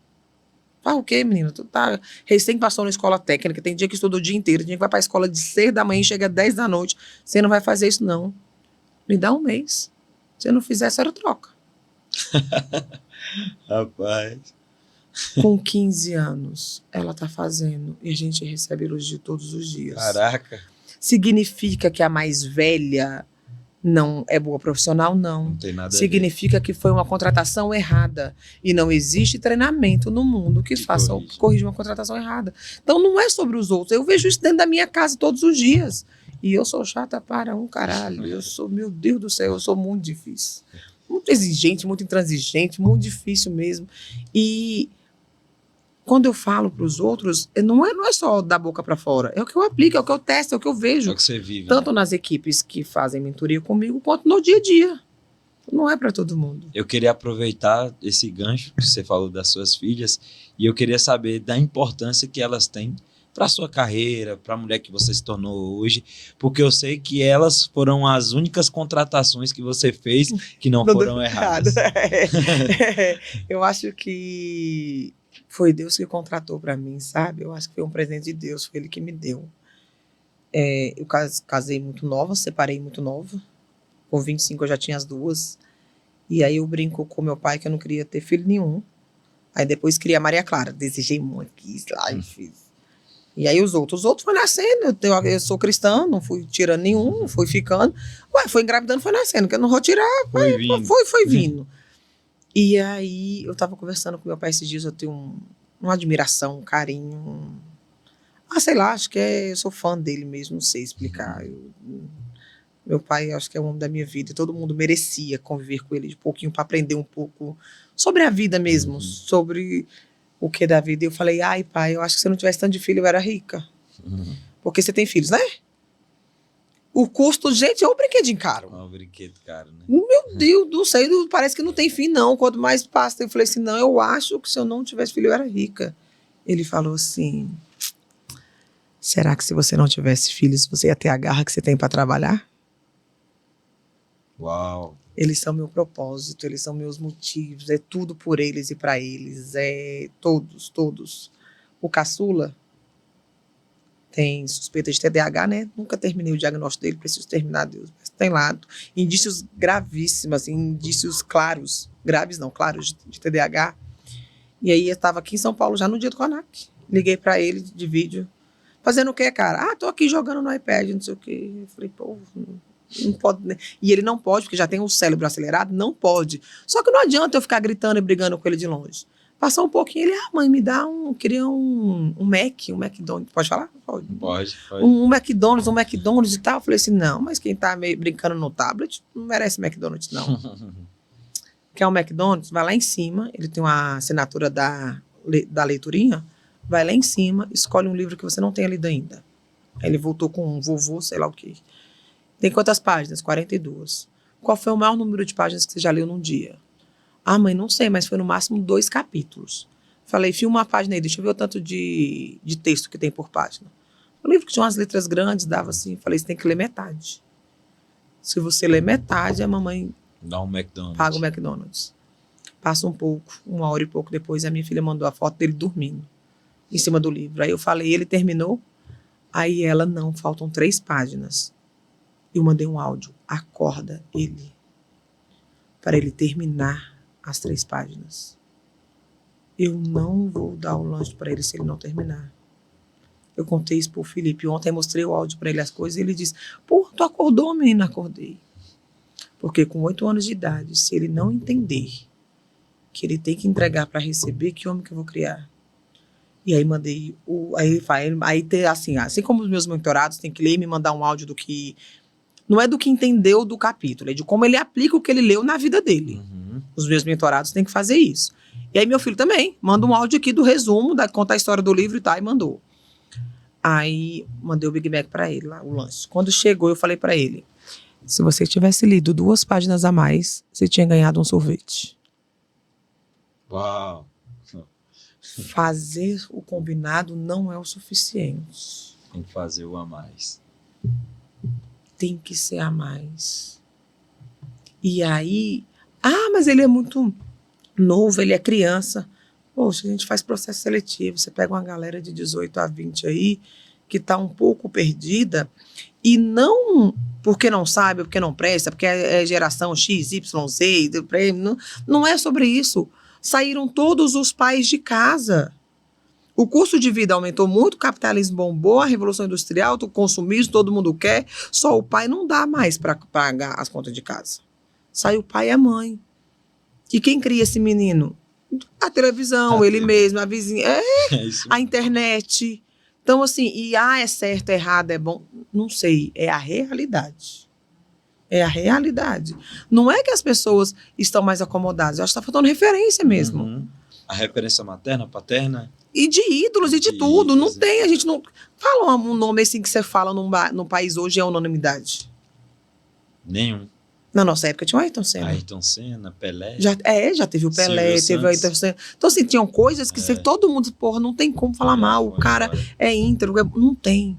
A gente nós estamos vivendo uma fase de transição e de carência de ídolos, ídolos positivos, de referências que nos identifique como unidade. Está muito fragmentado, está muito segmentado. Não que seja ruim. Dividido, né? Mas também não é muito bom. Isso é verdade. E falando um pouco sobre essa parte mentora sua, eu queria perguntar o que você faz com o trabalho que você desempenha com a galera e traz resultado com eles. É esse acompanhamento. Se uma pessoa, por exemplo, hoje que está nos assistindo, a gente, como eu falei, tem 2.000 tralalá de inscritos. Se alguém quiser contratar você, como é que faz para contratar você? E a última pergunta, e mais uma pergunta é o seguinte: como que tá essa galera aí querendo te contratar? Eu vi, você falou sobre o CONAC, eu também sei de algumas pessoas que estão te sondando, não posso falar nada. Nossa, que pergunta! Porque eu acho que, como você se sente valorizado no mercado pelo pessoal do consórcio? Vou começar dessa e depois vou para outra. É gratificante. Esse CONAC serviu para eu rever bastante pessoas. Reencontrei o pessoal da Multimarcas, o Fernando, o Dr. Fabiano, alguns masters que tiveram a oportunidade de visitar o estado, de trabalhar juntos. Eu, particularmente, não tenho nada contra a Multimarcas. Muito pelo contrário, foi uma faculdade, foi uma escola, eu aprendi muito. Eu acredito que saí pela porta da frente, muito pela conduta que todos eles têm. Tem comigo carinho. Os meninos brincam, quando você vai voltar pra gente, não sei o que, o próprio Fernando, alguns masters, vamos abrir o estado se você quiser. Gente, não é minha área, não é assim pra mim. Mas eu tenho muito carinho, muita gratificação, porque assim, é muito raro alguém que não era do consórcio ser bem visto. E eu não era do consórcio, eu não fui cria do consórcio. E aí eu tenho, ao longo da minha jornada, plantando coisas que parece que está dando resultado, né?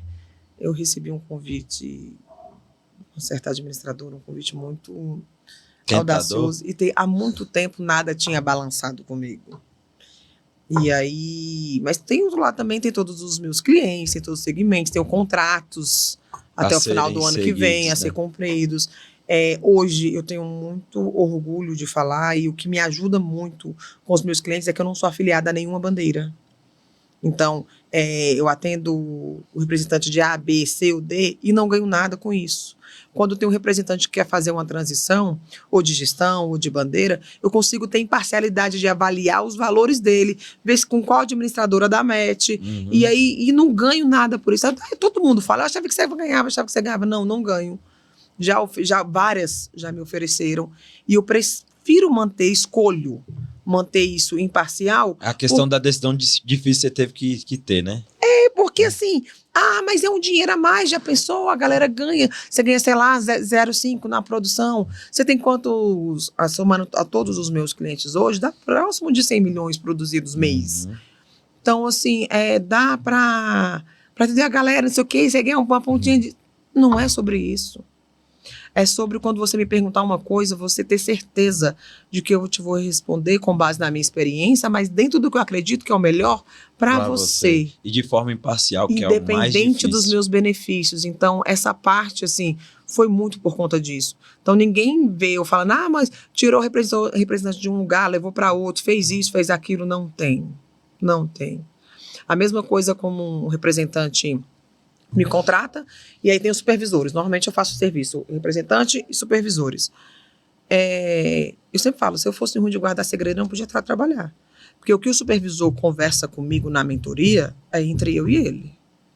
Se tem alguma coisa grave, um exemplo, um supervisor está pensando em sair, e ele me contou que vai sair, eu não posso contar para o representante. Mas eu posso dizer para o representante, como é que está a sua relação com fulano? Você acha que ele está precisando conversar com você? Dá uma conversada com ele, o som dele, vê como é que está.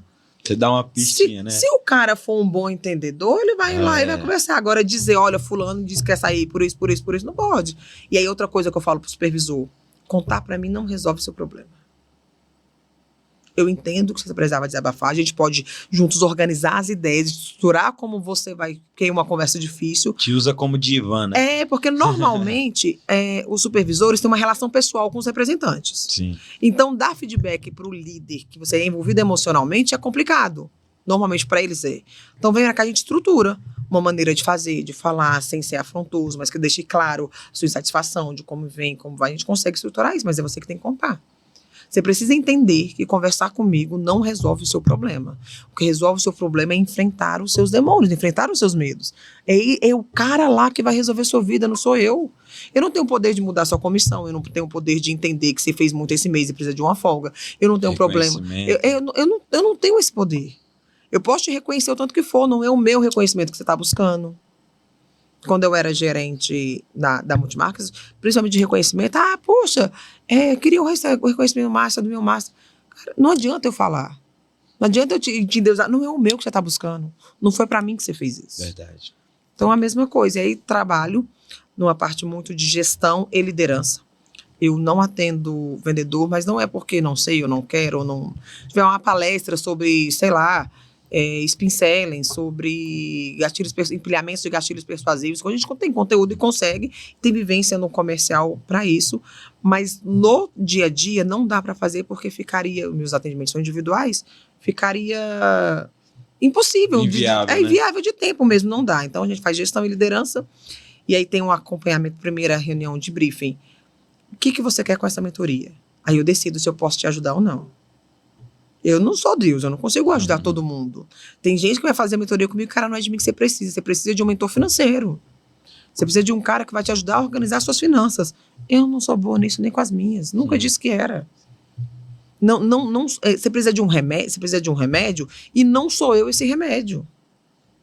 Você precisa de um cara de marketing, não sou eu. Eu tenho noção para conseguir conduzir uma reunião, conversar, entender o que o cara quer me passar. Mas não sou a cara do marketing.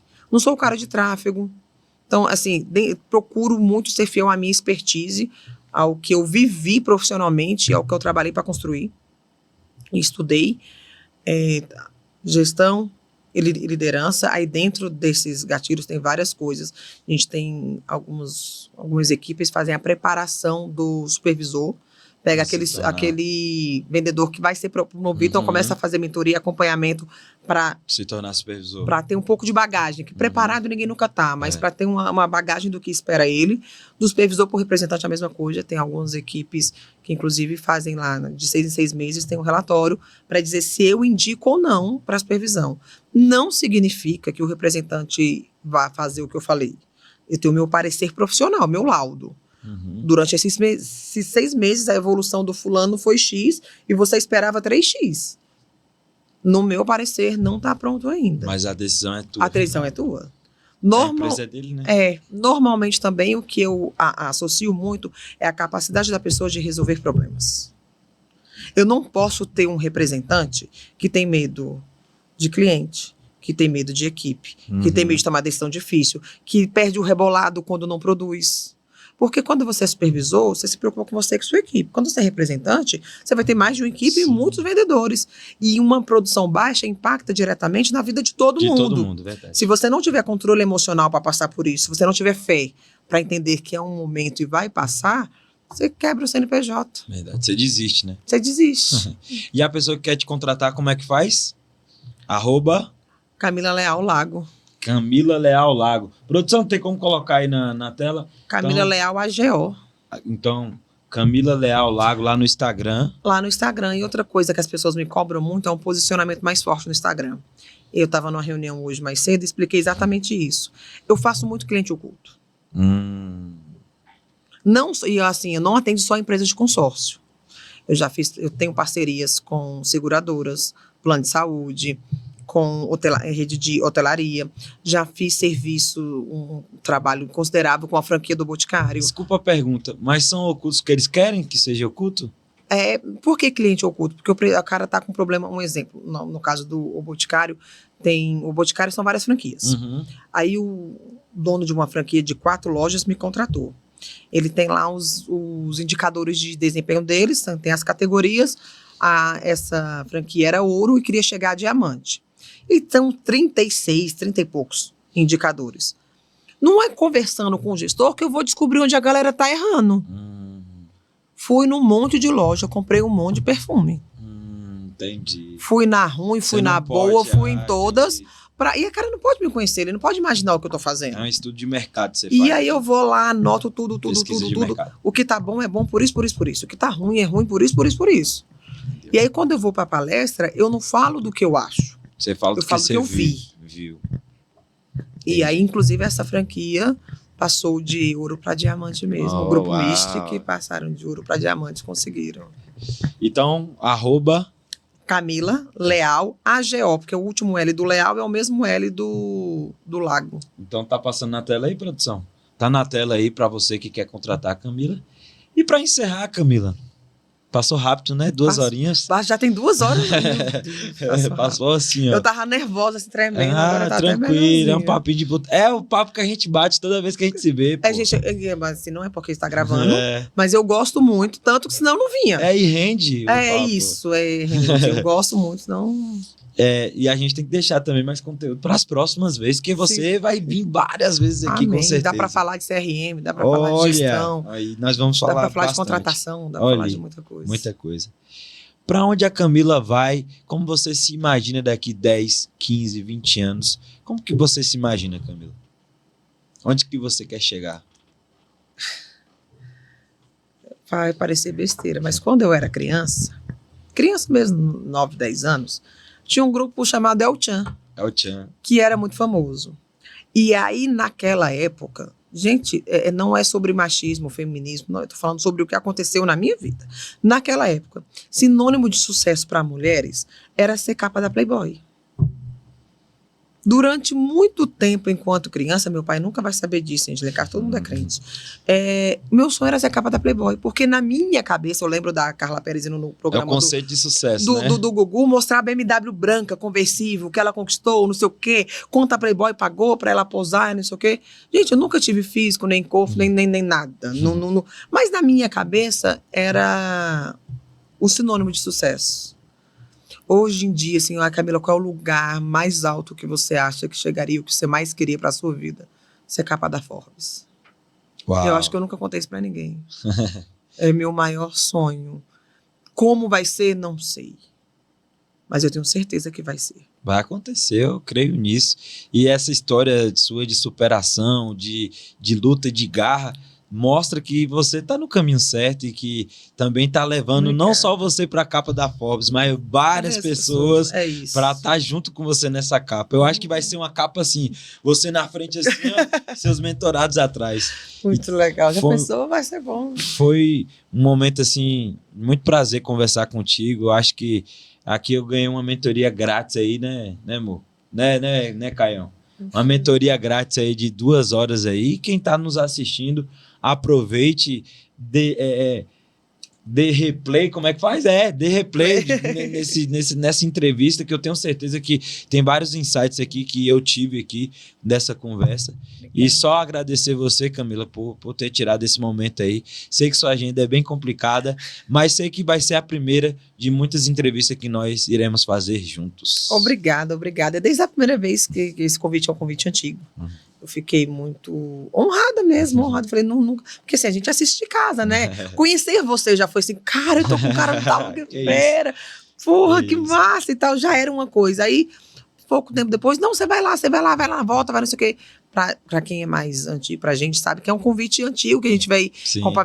incompatibilidade de agenda durante algum tempo, e aí deu certo. Graças a Deus. Muito por vocês, eu estava com a viagem de volta marcada para ontem, e aí tudo culminou para que desse certo, para que funcionasse. Muito obrigada. E é isso, pessoal. Vamos encerrar com a Camila agora tocando esse símbolo aí. Símbolo de sucesso, né? Símbolo de sucesso, de vendas. E todo mundo, uma salva de palmas aí pra Camila Leal. Que show! Que show que ela deu aqui nessa noite. Obrigada. E agradecer você que assistiu, que nos acompanhou. Se inscreve, compartilha para esse líder, para essa pessoa que precisa assistir esse episódio. E quem é fera está aqui.